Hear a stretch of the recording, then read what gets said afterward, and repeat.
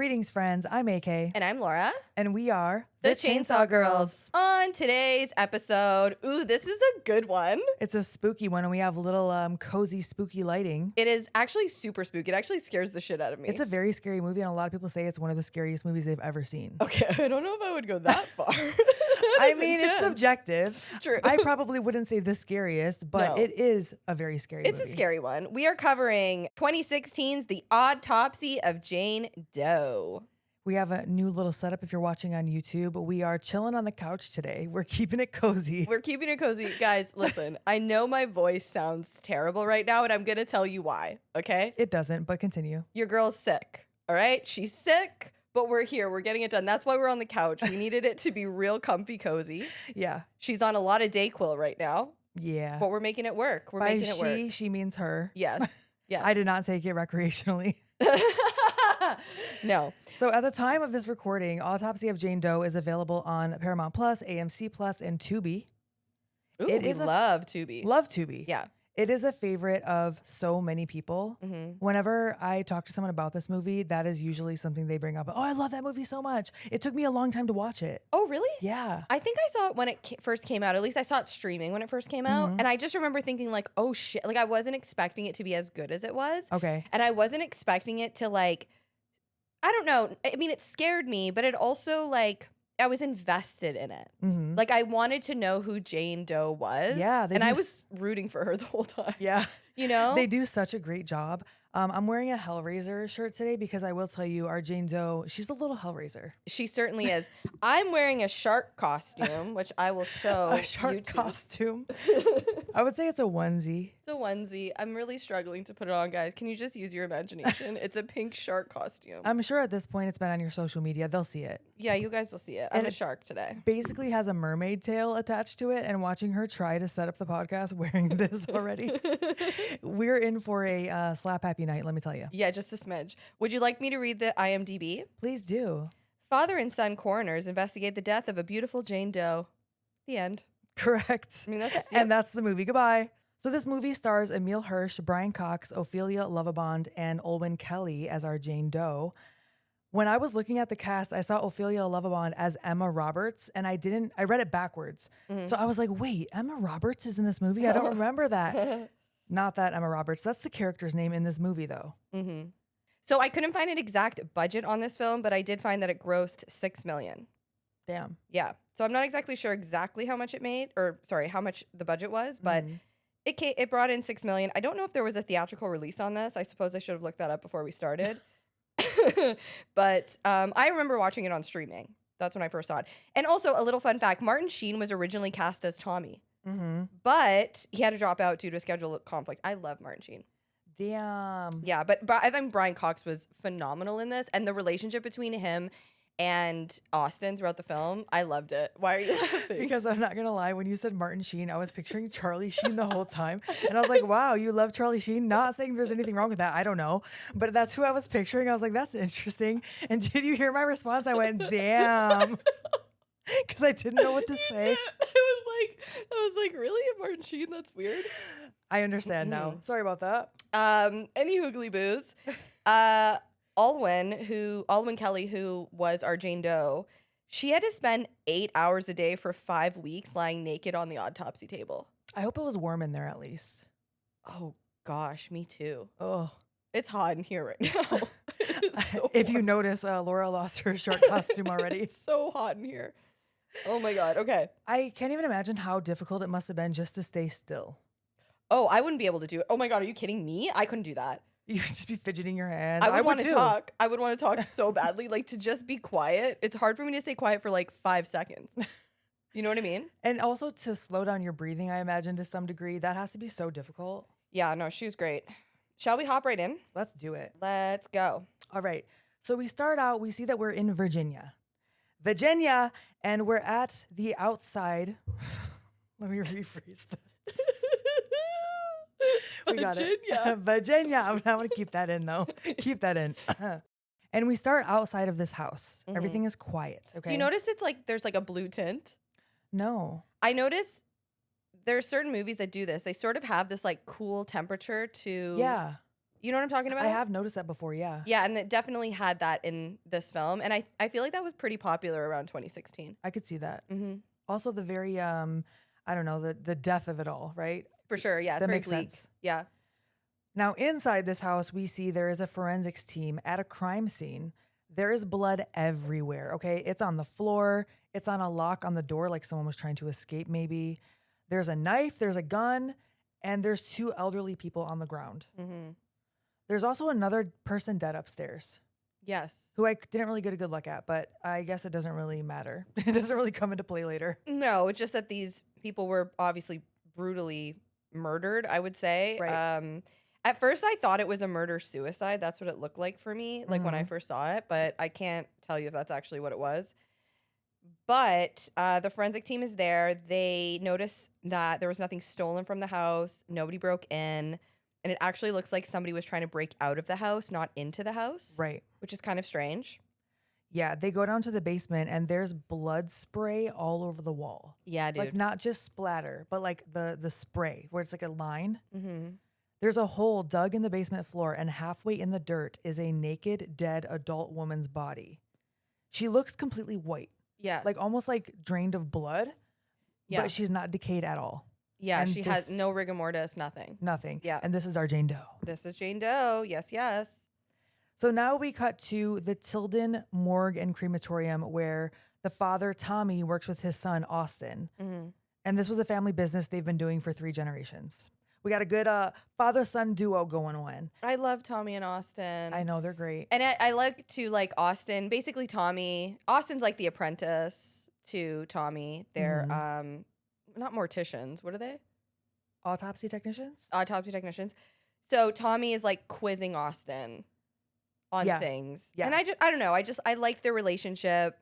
Oh, yeah, that first scene, we see them. They're blasting music like rock and roll, brother. Yeah. And they're working on this completely charred body and they're just unfazed by it. This is their profession, right? No, totally. That body was like Burnt to a crisp, for lack of a better term. And so Tommy is allowing Austin to try to guess or come to a conclusion of how this person died. I want to just jump in and say, guys, I have brain fog like you wouldn't believe it. I'm so sorry if I'm like talking and I'm not making any No, you're doing great. clear sentences. But basically, Austin guesses what it is and the cause of death. And Tommy's like, I don't know about that.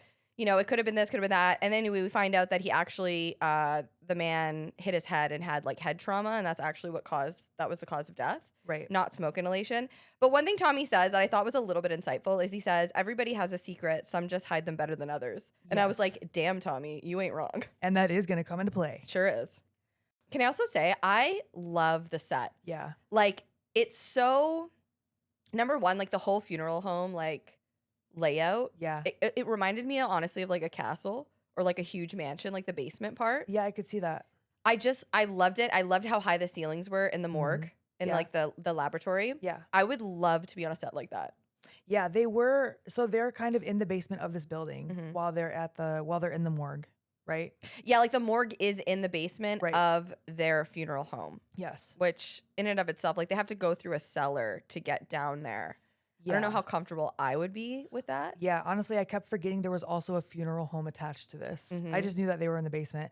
But Austin tells his dad that he's going to go see a movie with his girlfriend Emma that night. And we learn here that it looks like Austin's mother is no longer in the picture. He asked his dad, when's the last time you saw a movie? And it was like The Notebook with his mother when it came out however many years ago. So Tommy asks Austin if he minds finishing up first. And then he goes outside. So Tommy steps outside and Austin is alone now in the morgue and he starts hearing some like noises, right? It's a bit odd considering like everyone's dead, right? So he walks out and at one point a cat pops out of a vent with a dead rat. And It's Stanley, It's Stanley. Yes, it's so cute. besides the dead rat part. Besides the dead rat, but that'll come into play in a little bit. Yeah. But he keeps hearing another sound and he's like, oh, it must be my dad. He's like looking around. He checks the halls. He checks his dad's office. Nobody's there. And then all of a sudden, jump scare, his girlfriend Emma shows up, scares the absolute shit out of him. And everybody watching, I'm sure. It was a good little jump scare. Yeah. And this is here where we find out that The family business has been going strong since 1919. And also, I did like that she remarks how big the place is. Yeah. Because that's exactly what I was just saying about the set. I'm like, this Yeah. looks like a huge place. I'm Yeah. glad she said that because it makes it feel like, okay, this is believable. Somebody else is noticing it. Right. That it's so large, right? For sure. But we find out here, like, Emma, she's very curious. She's looking around the morgue and she tells Austin she wants to see one of the cadavers. And he's Yeah. like, yo, I don't want to show you a dead body. And she's like, no, I want to. He's like, oh, my dad wouldn't like that. But then Tommy shows up and he's like, no, you should. You should show her. He's basically trying to call her bluff, right? Like, oh yeah, go ahead, show her. Almost like seeing if she's gonna back out or get scared. That's how I felt. Oh, I thought Tommy was I didn't think he was doing that. I thought he was just being like, why don't you just show her since this is what you do for a living? Okay. But you could be right. I only took it that way because then he's gonna prank her a little bit. So I thought he was kind of fucking with her. I mean, yeah, he definitely might have been for Yeah. sure. Yeah. So Austin pulls out Irene Daniels, and her cause of death was malignant mesothelioma. Mesothelioma. What did I just say? Close enough. You guys got it. But her eyes and mouth are sewn shut, and she is looking rough. That was terrifying to me, and I had to look it up. And so this is a dramatization of what would actually happen in a morgue from what I was able to find. So they do try to close eyes and mouths for viewings, but not with visible stitches. No, dude, that's what I'm saying. Like, Yeah. she was looking like She looked like Billy. Coraline. Oh, I was gonna say Billy from Hocus Pocus with his mouth sewn shut like that. Yeah, dude. Like it's visible threads closing her mouth. Like, not just thread. Like, this looks like some thick ass embroidery. Like, yeah, embroidery. twine or something. They embroidered her mouth. Normally, they would suture or wire the jaw shut for a viewing so it doesn't fall open, and they would put plastic capsules, I believe, under the eyelids to try to make them look normal, but not like this. Like, yo, if I'm telling you right now, dude, I don't want an open casket. I want whoever it is, just burn my body. You know what I'm saying? And then have a fucking party. Do not look at me when I'm a corpse because it ain't going to look like me and it's going to burn into your brain. And that's gonna piss you off that someone did not do your makeup right. Livid. Are you they're going to put the worst colored lipstick on me. For real. Like they're not going to use blush. They're going to use fucking rouge on my Oh my gosh, cheeks. they're gonna give you like 2016 eyebrows. It ain't happening. You're not touching my dead corpse face. Just burn me. Though I Okay. will also say the idea of cremation terrifies me Oh, because I keep thinking, I don't know. what if you're still alive? Yes. What if there's something that we just don't know about death yet? That's And a we're good point. actually alive or we can still feel, but no one can come back to tell us. Okay, this is a conversation I'm we sorry. need to have when we're done because I'm Patreon so, extended. so into it. Okay, so then Emma sees this body and she's like, yo, I don't actually want to see this chick. What I want to see is Louis Tannis, who's next. What I want to see This is what I want to is see. Louis Tannis. His cause of death is strychnine, which is like basically rat poison. Okay, it's a type of vermin poison. So she asks him to pull it out, and he does. He pulls out the body, and the body's got a little bell tied to its foot. And I thought this was interesting because yes, they definitely did back in the day when they weren't sure if somebody was dead, they would have little bells that would be attached to the body. It would come all the way up through the ground, and then it would be up next to the gravestone. Yes. Right? That was a real thing. They did that. Even that's Yeah. why they had wakes, right? They had Yeah. wakes just in case the person wasn't actually dead, because back then, obviously, they did not have the medical whatever know-how as they do now, right? But anyways, she asks, she's like, well, why is there a bell on his fucking foot? And the dad is like, oh, he kind of gives her the lore here and then just says like, it's tradition. So Yeah. he keeps it there, right? Those were called safety coffins, by the way, Oh, safety. back in the day. So he tells her that Louis died from a self-inflicted gunshot wound and that his face is like blown out. Oh yeah, you can see when he pulls them out, there's a sheet over the face, but it looks caved in and it's still bloody. Dude, horrible. And he goes on to say that they figured out that he had way too much strychnine in his body in order for him to even pull the trigger. So he was definitely dead before he was shot in the face, Yeah. meaning he was probably murdered. Right. Right. And it goes back to the whole idea of like what I thought was really interesting too about Tommy and Austin. Tommy is all about finding out what happened to the person, right? He's like, I need to figure out the cause of death. That is his MO. Mhm. Whereas Austin, he is more philosophical. Like he wants to know why people would do what they do. So he asks questions like, why would someone do that? You know, how Yeah. could they do that to themselves? And Tommy is very clinical. He's like, I don't really give a fuck why they did it. I just need to figure out what happened. Yeah, they're just there to find what happened and give the answers to the police. Yeah, and I just thought that was really interesting how they both Mhm. come at it from like different places, right? Yeah. So Emma goes to uncover this man's face. Mm-hmm. And she's slowly going to reach to look under, even though they warned her not to. And then right at the last second, Tommy jingles the bell on his toe to scare her. Now that's a good prank. Mm-hmm. A good prank has a quick reveal that it's actually just a prank. Agreed. And you know what? I love about a prank? You know what a good prank is? When nobody gets hurt Exactly. and nobody cries at the end. Yes. Like, can we just keep fun pranks like that? The YouTube prankster era, just like, don't even get me started. I can't. I It's brutal. Also, I have no desire in my life to see another cadaver. Like, I am all set in that regard. Thank you very much. Notice Emma? she said another. So Yes. Emma and Austin are now leaving, and Sheriff Burke is coming in at the same time with another body in a body bag. Mm-hmm. It's Austin- our Jane Doe. It is the Jane Doe, There and she is. Austin was bothered by the look on Burke's face. So he's supposed to be going to a movie with Emma, right? Right. He doesn't want to leave his dad. And Emma is like, oh, great, now you're abandoning me. Which at first I'm like, damn, Emma, like, he wants to help his dad. But I also understand, like, he made a promise to her. And I guess this is a whole thing. I would say that this happens often. Yes. Yeah. And she says, what is he going to do when you leave? And then she realizes he has not told his father that he's planning on leaving. There's no way. There's no fucking way Austin's leaving. There's no No. way. He's taking over the family business. He just doesn't know how to tell his girlfriend that. Yeah, that's who he doesn't know how to tell. 1,000,000%. Is his girlfriend. Yeah. So Austin promises to catch up with her later and catch a midnight show. And I understand her disappointment, but I do respect, number one, his work ethic. And I respect his commitment to his family. Me too. To his father. I do too. Yeah. I mean, listen, it's a family business. This is his girlfriend. This is not his wife. I know That part, though. That No, sounds, that's true. You know what I mean? That's Like, true. I don't know. Anywho, so Tommy unzips this body, and yes, it is the Jane Doe from the basement in the opening scene. Stanley immediately starts growling, the cat, by the way. Can I tell you what I wrote in my notes? Yes. When he's talking to Emma, Emma's supposed to come back at 11, by the way. Okay, that's important. Mm-hmm. She's coming back at 11. In my notes, I wrote, after she left, I fucking hate happy couples. Damn, the bitterness I know. coming through. Oh my God. So Sheriff Burke wants him to figure out what happened to this girl tonight. Mm-hmm.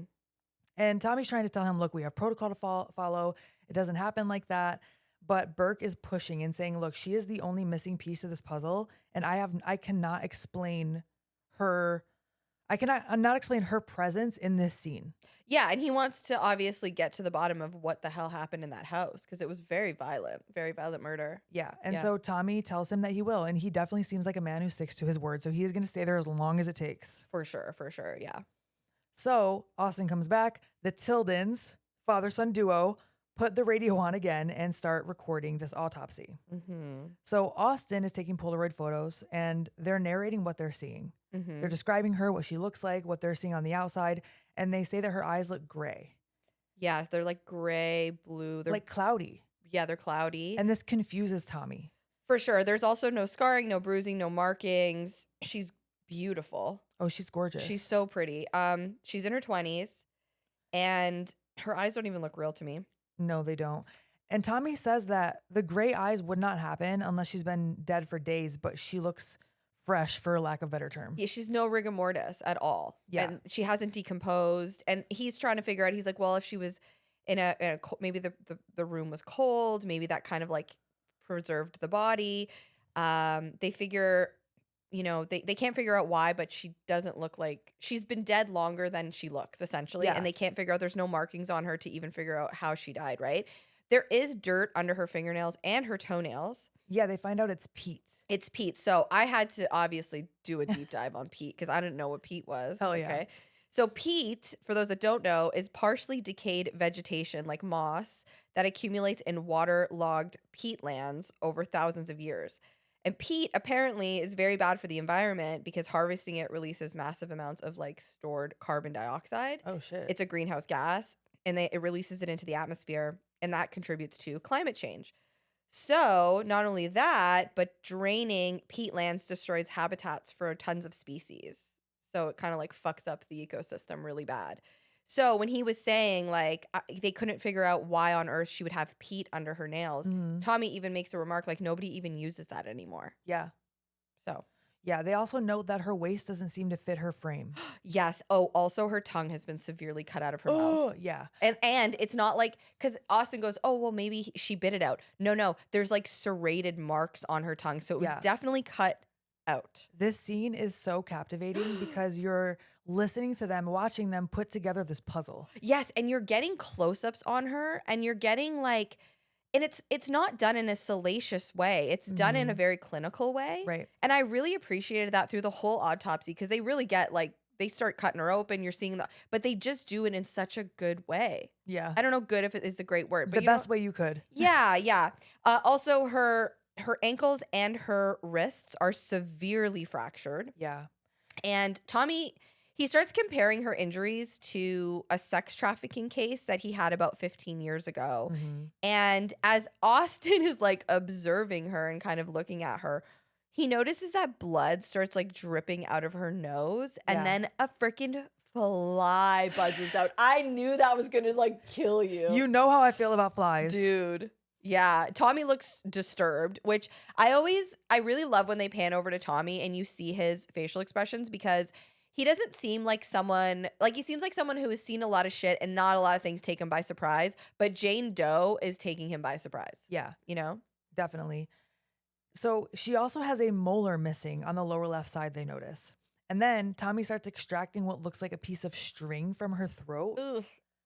And then under the microscope, Austin confirms it is a piece of fabric, and Tommy tells him to send it to the lab. Yes. Oh, this part's awful. Yeah. Dude. So Tommy starts testing for a sexual assault, which is procedure, and he notices that there are deliberate cuts inside her. Oh, God. They don't ever go into detail about that part again in the movie, and I am kind of glad that they don't. Oh, I am too. That's all I need to know. Exactly. This poor girl has been through absolute hell. Yeah. But Austin does think, okay, his dad's theory is starting to track. For sure, that it could be sex trafficking. Yeah. So then Tommy actually begins the actual autopsy where he's about to cut her open, okay? Yeah. And right as he's supposed to cut her open, or right as he's about to cut her open, rather, Open Up Your Heart and Let the Sun Shine In starts playing.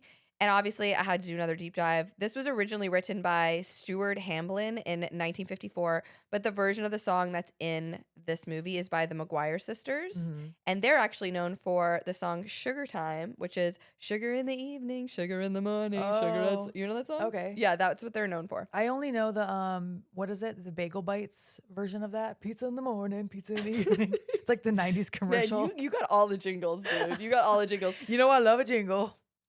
So this starts, okay, so a couple of things that I feel like I've forgot to mention that's very important to the story. I think it's kind of important.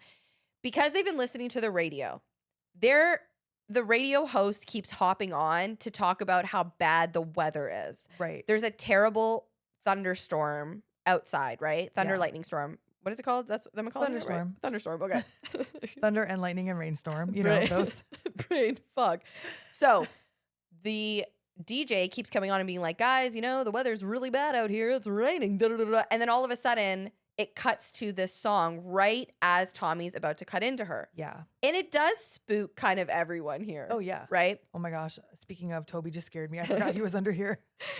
But he does eventually end up cutting into her. And all of a sudden, blood starts leaking from her. Okay? And it doesn't make any sense because really she shouldn't have any blood. Like no blood should be pouring out of this body. Yeah. And everything we're seeing where I think, wait, that's not supposed to happen, right? And then Austin will say what I'm thinking and then Tommy will have an answer for it. It's so true. Yeah. So Austin says they're not supposed to bleed like that, right? And Tommy says, well, I've seen it, but it's usually on a corpse that has been dead for only an hour or two. Yeah, like Tommy's trying to rationalize things into the real world, whereas Austin's like, you can tell he's a little bit like freaked out by this. Yeah, and another thing that I really do love about Tommy is that he's not leading with his theory and trying to find things to back it up. No, you're so right. He's letting the evidence speak to him. Dude. So even though Austin's like, yeah, you're right, it must be human trafficking, he's like, well, we're not done yet. I loved that about him too. I actually liked both characters a lot. Me too. So also her lungs are charred, dude. Yeah. Like charred to the point that Tommy's like, even if she smoked every day for the last like 25 years of her life, it would be very hard for her lungs to be this charred. Yeah. So he tells Austin that he needs like the bolt cutters, which are basically to like cut through her ribs. Oh, the rib cutters. The rib cutters, yeah. And he's like, can you go grab them? So Austin goes to grab them, but when he's going to get them, he notices that blood is leaking out of the fridge. When he opens it up, the tubes that had her blood in them have like kind of broken and blood is just like everywhere. So basically they don't have any samples of her blood anymore, right? And I felt bad for Austin in the moment because Tommy's kind of like, what are you doing? Like, yeah, like I need those cutters now. yeah, and he's like, Austin's like, I'm trying, man. Like I'm coming, whatever. So he does. He brings it over. And this is where they talk about like her corset, potentially wearing a corset, and that's why her waist is so small. And Austin's like, didn't those things go out of style centuries ago? Yes, exactly, dude. Exactly. I don't know. I read that like corsets were actually not super tight like that. I don't know. I've been like deep diving on like fashion for some reason. Sometimes at night I just like fall in these rabbit holes. And I guess like I think there was a time where like it was like that, but then there was a time where like it actually wasn't that tight. Okay. I don't know. I fell down a rabbit hole. Anyways, somebody that is an experienced fashionista will know what I'm talking about. So Tommy starts cutting into her ribs and he takes a huge chunk out of them. The whole thing is very unsettling, but they do it in a way that, again, it's not very like, it's not salacious, but it's, gosh darn, it's unsettling to watch. And they keep closing up on her face, even though she's not making any expressions. And it legit feels like she's watching them. Yeah. Do you know what I'm saying? Yeah. It's just unsettling too, because you feel like she's staring at you. Yeah. Especially when her mouth is slightly agape. Dude, yes, exactly. So in addition to her lungs being all blackened, her heart and her other organs are also cut and scarred up. Scarred. Her outside appearance does not match what they're seeing on the inside. So they're talking about how she should be mangled for her insides to look this way. It's not adding up. 100%, yes. And I'm so intrigued by this point. I'm like, what is going on? Oh, it's a mystery, man. It's like a whodunit for real. So Tommy starts looking through the old crime scene photos. He's trying to piece things together. Austin hears a noise and he goes to inspect. Right. And also Tommy does mention like whoever did this to her wanted her, like they were torturing her. Yeah. Like they wanted her to be in pain. They wanted her to suffer. So in the hallway, Austin looks into one of those mirrors, you know, the ones that show you around the corner. They're up in the ceiling. Like the security ones. Yes. And he sees a figure standing there. And of course, when he goes to look, it's gone. But you see just almost like a silhouette of a figure standing in the middle of the hallway. It looked like Jane. So Tommy is still inspecting the body and he ends up cutting his wrist, like on one of her ribs, I believe, right? On one of her ribs, dude. Oh, like a fragment of it? Okay, the hypochondriac in me, I would lose it. Oh my gosh, like go get tested for everything immediately. Oh my God. So scary. Now Austin hears something in another room and he goes into where this vent is. He gets up on a chair and he's looking through the vent just in case that it's Stanley. He sees something run past really, really fast and it scares him to where he falls backwards off of his chair. Now Tommy comes in here. Austin gets back up there with his flashlight and he sees Stanley's face. But Stanley's not really moving, and any cat owner knows your cat's not just going to sit there like that. Like, you know when your cat's doing something weird. So he pulls Stanley out of the vent and he's all mangled, but he's still alive. Dude, Stanley. I straight up had to fast forward it. Yeah. I couldn't. So Tommy is holding Stanley. He doesn't really see much of another option and he breaks his neck to end his suffering, which a part of me was like, damn, you didn't have something to like give him. But I was like, I guess you're not, like you wouldn't have like, I don't know, the products to euthanize an animal. I couldn't think of what to call it. The products. You know the product. Made me think of like a TikTok, like this is what you need. This is what you need for euthanasia.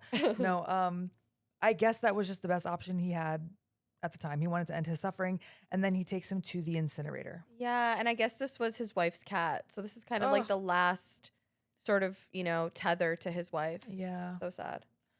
Now, back in the autopsy room, Austin notices one of the doors of the cadaver fridge is opening, but there's nothing inside. Dude. A little creepy.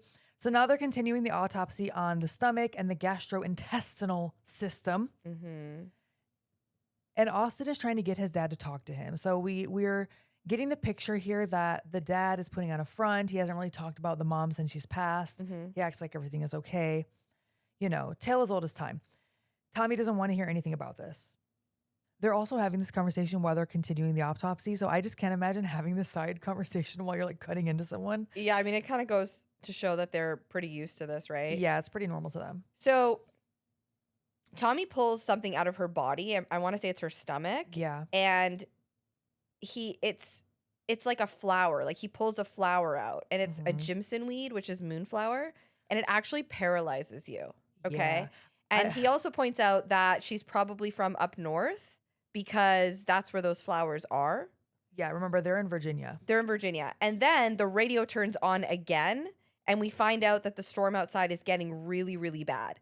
So Austin's like, yo, we should probably take off, Dad, and finish this in the morning. And Tommy's straight up like, if you want to leave, man, you can, but I ain't leaving. And Austin's like, well, I'm not leaving my dad.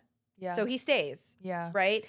Then Tommy pulls a little fabric satchel out of her stomach. It has a symbol on it, and it has her missing molar in it, which I know that you figure that out after, but as soon as I saw the tooth, I was like, okay, that's definitely her tooth. Yeah. I mean, right? he pretty much goes and puts it in her mouth almost right away. Almost immediately, right.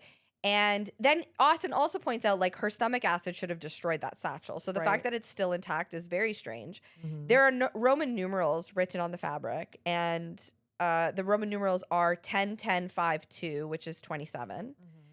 Which didn't make any sense to me at first because I thought when I saw the Roman numerals, I was like, okay, that's got to be a date. And then when I looked at them, I'm like, no, that's not a date. That's the only reason I know how to read Roman numerals is because of my tarot cards. Okay. I'm very fluent in Roman numerals. I don't know why I know how to read them, but I do. Yeah.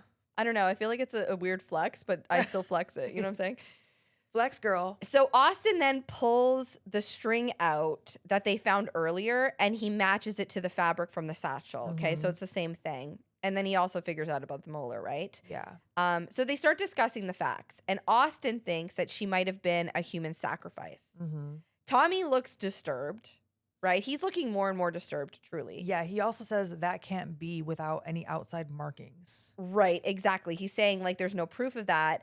And Austin wants to figure out why someone would do something like that, whereas Tommy just wants to figure out how she died, like we were talking about earlier, right?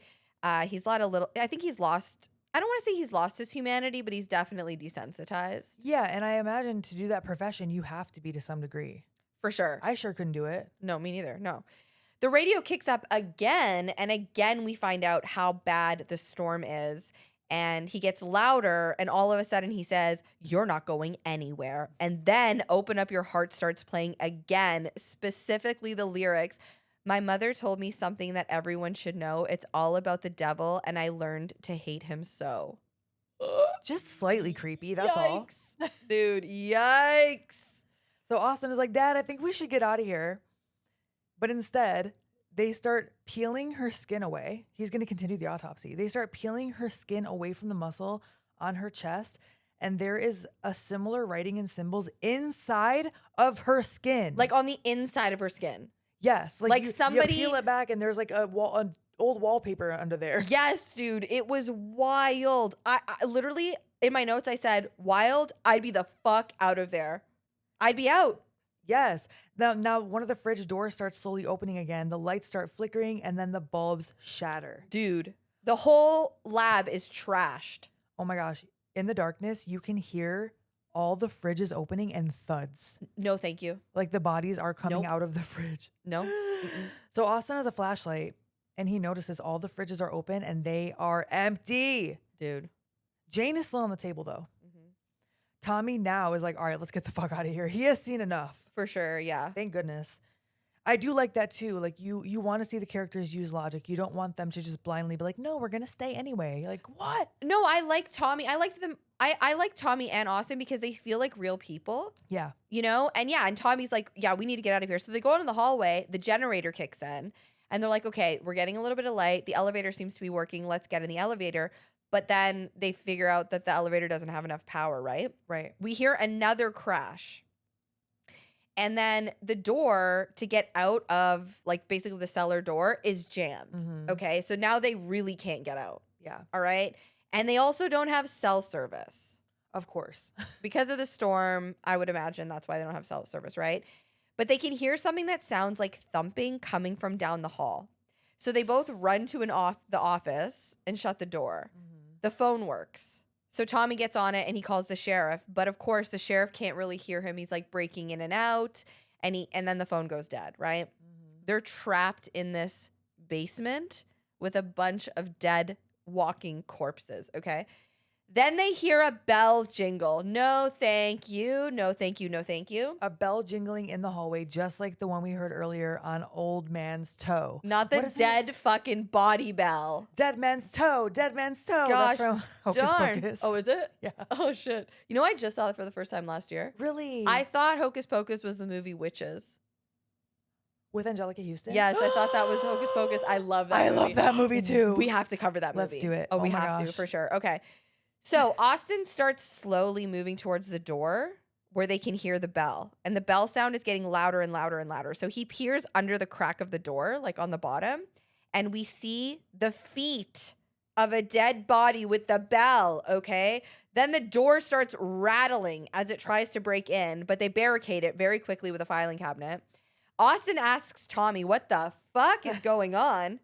He thinks it's Jane, and Tommy argues for a second, but then he looks at his cut wrist, and it's almost like he pieces together like, yo, my son might be right. Yeah. Like, this could be Jane. Yeah, it starts bleeding again. So he goes to clean it in the bathroom that's connected to this office. He notices the shower curtain is moving.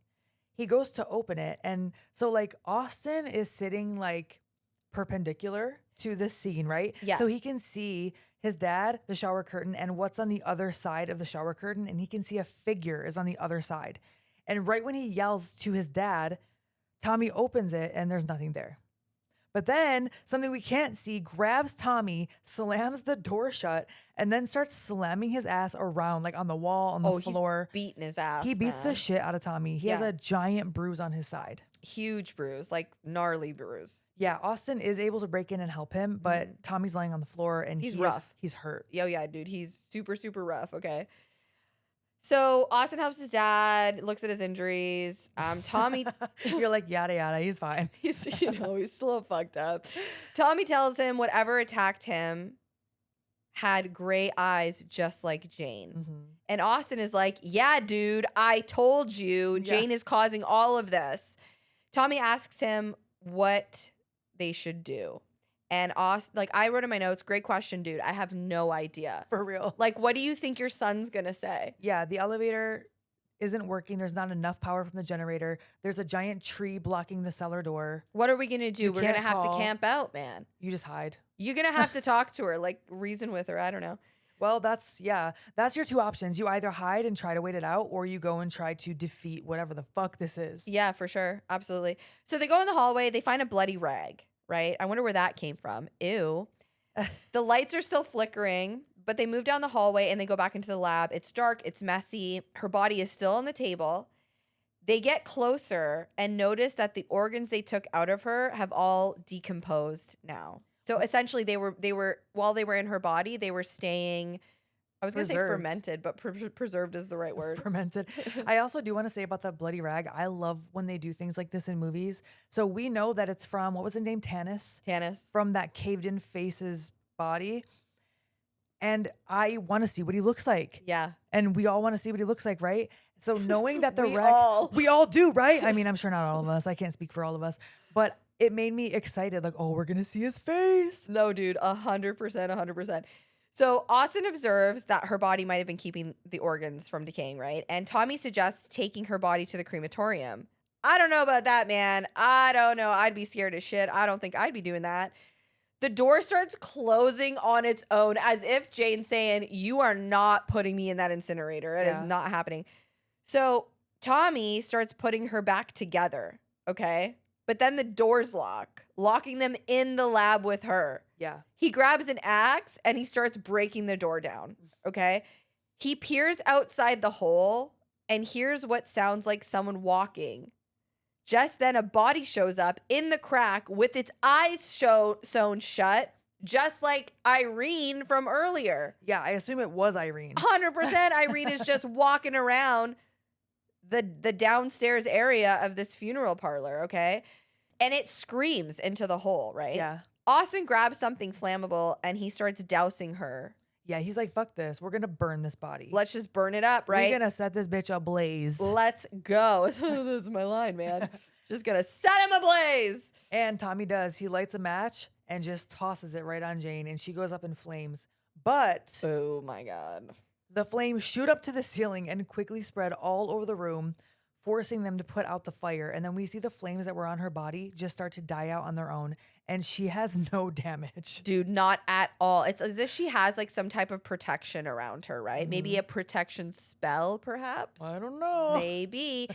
So they hear the sound of the elevator and they're like, okay, the elevator's working. Let's try to go out there. So they slowly leave the lab. They're going down the hall. The lights keep going on and off, right? The elevator opens and they run for it, but the door closes. So basically, Jane here is just messing with them, in my opinion, right? We hear a helicopter outside. We hear the little jingle again, and we see someone walking down the hallway towards them. And it's absolutely a body. Okay, big yikes. They stare down the dark hall, and all you can hear is the sound of that freaking bell, right? The jingling. Dude, it's so scary. Austin keeps trying the elevator. Tommy looks scared at this point, okay?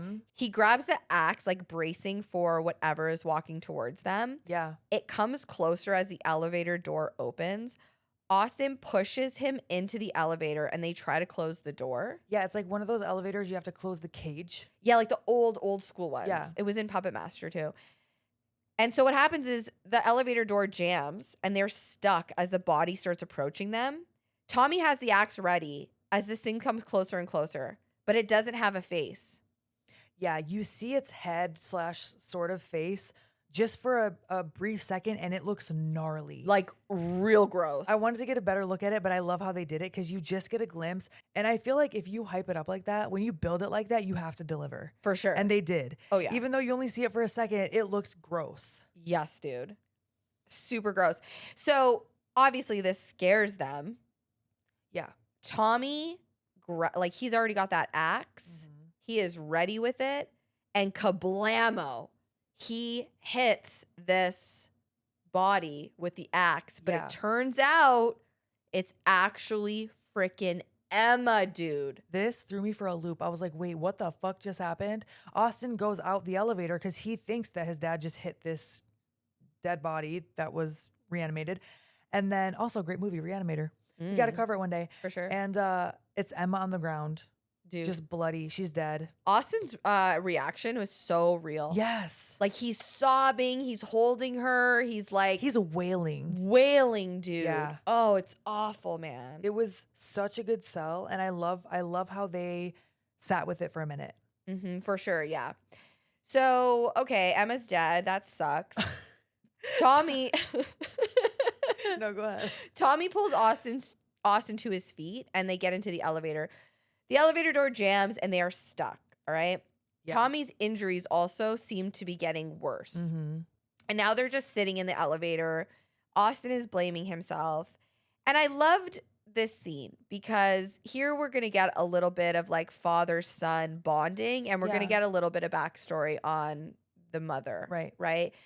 So Tommy kind of starts saying that he blames himself, one, for everything that's happening because he kept Austin there when Austin wanted to leave, right? And then he starts talking about his wife, so Austin's mother.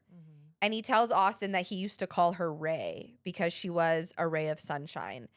And we find out here that she definitely had some type of mental health issue, whether it was like depression, something like that. And he's kind of saying like he didn't know that it was as bad as it was, and he would have tried to help her if he knew, right? She was depressed and unhappy, and it seems as though she ended her own life, and he definitely blames himself for not being able to see it.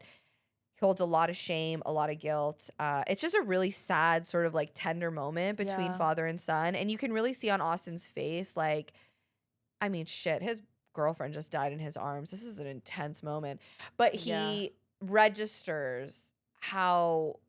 You know, when you find out that somebody is walking around with that much guilt, it changes the way that you look at them because when you walk around with guilt, you know how absolutely it's so destructive. You Yeah. know, it makes you hate yourself. It's just awful. And I think for him to know that his dad has been walking around with that kind of guilt and pain and shame, it really changes the way that it sparks your compassion and your empathy for them, Yeah, right? that's Like, hard. And also, his dad has been so hardened and so yeah, not forthcoming with how he's feeling about things. That's why he was trying to get it out of him earlier. yeah. So now he's getting this information that he has been trying to get from his dad, but it's still upsetting to hear, I'm sure. Yeah, for sure. And I think it also explains a little bit about how desensitized Tommy is and how into the job he is because, you know, if he doesn't even notice his wife is very depressed, and I'm not saying he's responsible or anything Right, like right. that. I'm just saying it seems as though he's very distracted by his work, Mm-hmm. and that's why he feels so guilty when it's like, you know, you hindsight, right? Like, Mm-hmm. if somebody is going to do that, like, you can't blame yourself for that. That is their decision, that is their choice, and it's Yeah. absolutely heartbreaking. And a lot of people are good at hiding it. Oh, Sorry to cut you off. no, dude, it's so true. And survivor's guilt is a very real thing. Yeah. So I don't know. I thought they handled that scene so well, Yeah. and I just really liked it in such an intense film where, you know, we're talking about witches and, you know, Right. spooky shit, and they're able to, like, kind of. Bring real emotion into it. Yeah, dude. Yeah. I'm having a hard time forming sentences. No, I feel like you just did great. Really? Yes. Okay, I'll take it. Anyways, moving along. So now we see the incinerator turn on by itself. Okay, so that's a thing. Yikes. Austin tells Tommy that when they cut into Jane, she stopped them each time. So it's like there's something that she doesn't want us to find. Now we see that the incinerator bursts open and ash goes everywhere. Okay. Austin actually wants to go back into the autopsy room because he figures if they stay in the elevator, they're going to die anyway. So maybe they can actually stop her if they go and find out what she doesn't want them to know. This is another scene I thought they did so well. On his way out of the elevator, they take a moment at Emma's body. And I appreciate that because they could have easily just brushed past that. And a lot of people would have forgotten about she's laying outside of his elevator, right? But he stops there for a moment and sits with her, which is a very real feeling reaction. Tommy also puts a coat over her body. I wouldn't be able to handle any of this, man. I would be a No. wreck. Just in the elevator sobbing for the Oh. next 24 hours. I think I would start fighting Jane. Like, I If feel you like could I would get to go her. down in a blaze of glory because I'd just be so upset. So now they're approaching the autopsy room and the hallway is full of ash. Dude, it's a really cool visual. It's so cool and so scary. And they're just inhaling dead bodies. Oh my gosh. I didn't even think of that. That's all I could think of. At first I thought it was smoke and I went, wait a minute, that's not smoke. Oh, nasty, including the cat, eh? Oh no, not Stanley. Oh God, they can't see anything. The bodies show up and they grab Tommy and they start attacking him, man. Yeah, they're like slashing at him. Oh, dude, he falls on the ground and he looks up to see a body coming towards him. Austin grabs him and takes him into the lab. At this point, Tommy is looking rough, okay? Like, he is looking real, real rough. Yeah. But, yo, he is going to keep working because he Yeah. has a task, and gosh darn it, he's going to get it done. Once they get into that autopsy room, it's clear. There's no ash in there. I thought it was going to be everywhere. Yeah, I think Jane probably worked her magic there. Yeah. So Austin goes to work on her, and he cuts her skull open. The brain is perfectly intact, no scarring, but they take some samples. They look under a microscope. Austin is stunned. Is it Austin or Tommy that figures this out? Austin. He is stunned to discover that the brain sample shows that she is still alive, dude. She Yeah. has no heart in her body, and she's alive. When Tommy looks through the microscope and we see it's like a bunch of little red cells moving, and I was like, okay, I'm waiting for you to tell me what that means because I sure as hell don't know. But I guess that means she was alive. I guess the cells wouldn't be moving if she was dead. Dude, it's so crazy. So Austin starts kind of messing with the little satchel that he found inside the stomach, right? Mm-hmm. And we find out this is Leviticus. Leviticus 20:27, which says, according to the movie, because there are a lot of different variations of this depending on the translation of the Bible. Dude, I went down the rabbit holes of rabbit holes. Please go man. ahead. Or do you want me to read it? No, you can read it. Okay, so what they say in the movie is any man or woman that consults the spirits of the dead shall be put to death, for they are a witch. Uh-oh. And there is the big revelation. Revelation? Yeah, that's the word, yeah. Which is also a book in the Bible. And then they also realized that the Roman numerals are for 1693. Does anyone know anything about that year? Yes, so this is why I was so lost with the Roman numerals, because the Roman numerals, if we looked at them earlier, it was 10, 10, Sorry, let me look this up because I have it here. Oh, right, for 2027. For 2027. Yeah. So when I first saw the Roman numerals, I was like, no, wait a second. 2027, that's the future. That doesn't make any sense. Like I couldn't figure out, but then I'm like, oh, it's because it's Leviticus. Yeah. That makes sense. So any man or woman who consults the spirits of the dead shall be put to death, for they are a witch, and their blood shall be on their own hands. Holy shit, my friend. She died in 1693 during the Salem witch trials. And Tommy was arguing about how the witch trials were like a big work, right? And like, Yes. I've done so many deep dives on the Salem witch trials and how me too. Oh, it's so horrible what happened to everyone involved and how it was so corrupt and it was so okay. Oh, we could do anyways. a whole episode. Yeah, on I'm that not gonna get on because it. I will say, because I went to Salem this year for the first time. I'm so jealous. We're going to go next year. Okay. We're so going to go in October, even though I will say I went in September and I think that was the way to go because it was not crowded. However, you do miss some of the October festivities. Sure. But still, it was amazing. Also, very fucking sad. Dude. When you realize what's happening. But also, what he says here in the movie is true. He says basically there were no witches in Salem. It was just kids pointing fingers and causing mass hysteria, which is a great summary of what happened. And also, old fucking piece of shit turds that wanted to take other people's property was a huge part of it too. I was gonna say, like, the kids pointing fingers, like that is such a tiny fucking small ass sliver of what actually happened in the political landscape of Salem at the time. Yes. It was so corrupt, and what happened to those people is, oh my God, I could go on and on and on about it. But yeah, so Tommy's like, nah, dude, there wasn't actually witches in Salem. But then he points out that they didn't hang her or burn her at the stake. Instead, they tortured her. So basically, Tommy started to kind of piece together, like, she's torturing them the way that she was tortured. Right. Okay. And Tommy's got some markings on his body now where she attacked him. Yeah. Whoa. Also, a crazy concept to think about, especially when you watch it back knowing this, that he says everything we've done to her, she can feel it. Dude. Cutting open her fucking ribs, all this shit. She's basically alive feeling it and she's paralyzed. This is what I'm talking about. This is what I think about when I think about being cremated or something. Yeah, dude. I mean, listen, no wonder she's trying to kill them. Like, she's like, I don't want you cutting into me, right? And Austin doesn't understand, like, because she wants revenge. That's the way that Tommy's piecing it together. He's like, oh, she wants revenge. Yeah. I don't know if I believe fully revenge, but Austin doesn't understand why she would do that. But Tommy argues, well, we're just in her path. Like, it's not personal. It's just we're in the way. She is still suffering. And now we're going to have to suffer too, right? Yeah. One of them says something about she wants us to feel it too. It's probably Tommy. Yeah. And that's why she's keeping us alive. Yes. So really that she could have killed them at any point in time. And she is fucking with them a little bit. 1,000,000%. Absolutely she is, for sure. One thing that he did say that confused me a little bit, and it was around when they were talking about, no, there weren't witches in Salem though, so she's not a witch. He basically says, like, what if what they all did to her turned her into the thing they were fearing? Right. So basically, like, I mean, I don't know. I think she is a witch, but I think that they tortured her to the point that now she's, like, not Evil? a good witch. Yeah, I guess. Yeah, I don't maybe. know. Something like that. That makes sense. But she's still suffering, right? And so Tommy thinks that she's not going to stop until... And then suddenly one of the bodies starts trying to break into the autopsy room. Exactly. So before he can even say anything, he looks at her. So Austin goes and, like, deals with this, right? He looks at her and he says to her, I won't fight you. Please, please do not hurt Austin. Like, I'm not going to fight you. I'm not going to, whatever. You can do whatever you want to me. I will help you. Just please don't fuck with my kid, right? Yeah. The lights start to flicker and then it goes quiet. Everything goes so quiet. And I wrote the acting in this is so great because it truly is. Yeah. I don't think the movie would be as good as it is if it didn't have, like, such strong actors because shit, man, like, I think they're amazing. Yeah. So Tommy stares at her and all of a sudden it starts looking like he's in pain. And then he starts, like, gasping. And he whips around and lifts his hands and his wrists break, his ankles break, he falls forward, his back breaks. He is getting fucked up, okay?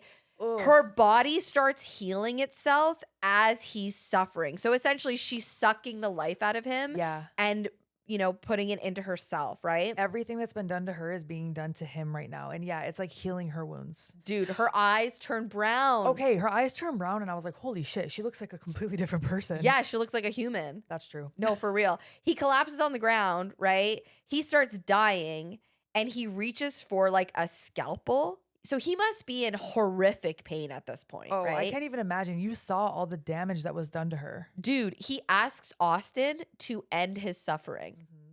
Now, let me just say this. We know what happens to Austin, right? Yeah. Would you want to survive after this? You watched your girlfriend get axed in front of you. You just killed your dad. I don't know, man. The amount of therapy Austin's going to need. I think I wrote that in my notes. I think just as a natural human instinct, yes, I want to escape. Okay, fair.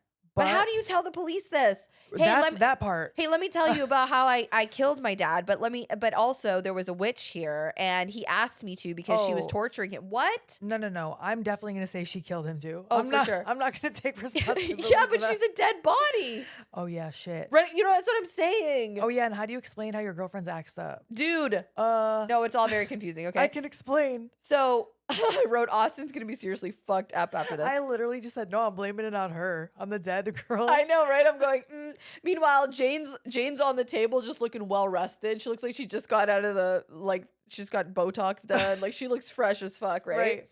She's good. New hair extensions. Like she's ready to rip. The lights come on and then everything seems to go back to normal, okay?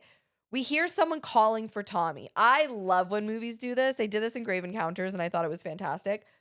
So Austin goes out in the hallway. He passes Emma's dead body and he goes up to the cellar door and he's telling them that there's a tree blocking the door and he's stuck inside. But the sheriff's like, we moved it. You can get out now. And Austin's trying the door, but he can't get it open. And the sheriff's just like, open it. Open the door. Open the door. Yes, dude. It's so unsettling. And Austin's like, I can't. I'm trying. He's like crying. Dude. And then all of a sudden, Burke, who's the sheriff, starts singing the song. Open up your heart and let the sunshine in. Dude, I love when movies do this. I love when you get sucked into a false sense of security and then it's just like whipped out from under you. Like, yes, dude. We hear the bell. It's so creepy. He turns and his dad is standing there, fucking jump scare. His dad has the cloudy gray eyes just like Jane, which scares the shit out of Austin. He falls backwards over the stair railing, dying. Dude, basically breaking his neck. I thought I was a little upset that he died that way because I really wanted something a little more gruesome. But oh damn, I thought you were gonna say you wanted him to survive. Oh well. At the same time, though, I do like that that he just got scared and died. It was so sudden. I feel like it needed to be a quick, For sure. Sorry, that wasn't a clap, Emilio. That was just me snapping. But I also love, I love and also feel bad for them because I love the characters. Yeah. But I love that Jane's like, nah, bro, I'm not going to protect your son. Yeah, sure. I'll take care of your son, and then just kills him anyway. Oh, I love Jane. Jane's my favorite character in this whole movie, man. It's a woman scorned. How can you not feel bad for her? Listen, I love her. So it's the next morning and the cops are now at the funeral parlor. And I wrote, wait a second. Did that fall kill him? Is Austin dead? Holy shit. I forgot he died. Like I had no idea what's happening here. So it looks a lot like the other crime scene, right? Like we're really seeing similarities here. And Burke, who's the sheriff, is like, man, this is really fucked up. The radio starts, and basically we find out that there have been 4 straight days of nice sunny weather, which means there weren't actual thunderstorms. Yeah. Which now makes me think that Jane had them hallucinating the whole time. Oh, yeah. There was no tree blocking the cellar door. Nope. She just had it locked. 1,000,000%. She definitely created this environment that was not real. Yep. Right? And it makes sense because Emma actually Emma. It wasn't a dead body, but they saw her as a dead body. Right. Right? So yeah. So they were I think they had been hallucinating this whole time. I don't even know if they cut Jane open. Which is most likely. Okay, so I had a couple thoughts about that, but I guess we can get through the rest of it and then we'll talk about it because I do have some thoughts about that. Okay. So the same cop from the beginning is saying the same things. Like you mentioned, there's a lot of Burke. similarities. Yeah. Well, the woman that's talking to Burke, she says, there's no obvious sign of forced entry. It kind of looks like and Burke stops her and he goes, I've known this family for 20 years. Whatever it looks like, it's not. Yep. because she's implying it kind of looks like he killed him and, Yep. there's some type of murder-suicide, Yep. similar to the opening scene. So now Burke tells the other cop, take Jane Doe out of his county. He's not Dude. dealing with her anymore. He Dude. knows something is up. Yes, dude. I loved that. I love that it didn't end with like, oh, it's just this. I like that the sheriff was like, get her out of here. I don't know what this is, but just Yeah. get her out of here. I don't care where you take her. I want her across county lines because she's not my problem anymore. And so we see her on the table. She is pristine again, not a cut on her body. They load her up in the van. We see a driver taking her away in the van, talking to someone on his Bluetooth. The radio cuts and starts playing that same Sunshine song, Dude. which also I was like, oh yeah, that was his nickname for his wife. Dude. So there was a point where I thought, was that his wife trying to come through and save them? No. Jane was just messing with them the whole Yeah. time. And we see Jane Doe in the back, just with a sheet over her body, like not even covering her face or anything. But it pans down slowly to her feet with a toe tag. And then the toe flinches and we hear a little bell. The end. The end. Okay, so yeah, if you think about it, okay, so Emma wasn't dead. Or no, she was dead because he killed her. because he thought it was the body because he hallucinated that it was a body and it wasn't. It was Emma. And Austin hallucinated, and his father hallucinated that he was being tortured and broken and Yep. begging to be killed. But Austin is the one who killed him, Yep. not Jane.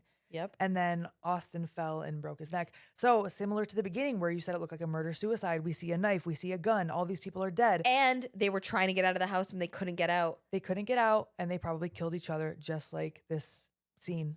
I just wonder how Jane got into the basement. I thought you were saying into the business of witchcraft.